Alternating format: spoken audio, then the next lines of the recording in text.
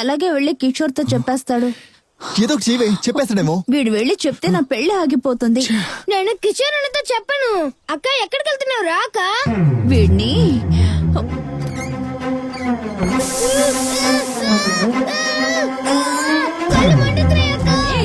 మండుతుంది.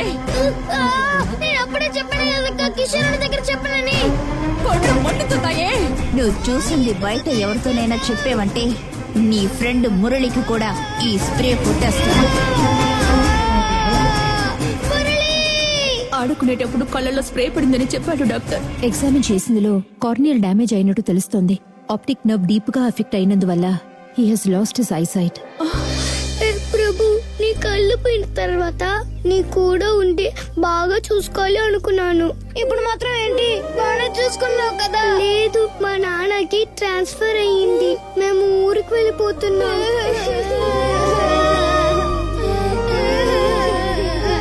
ఇదిగో Braille dairy.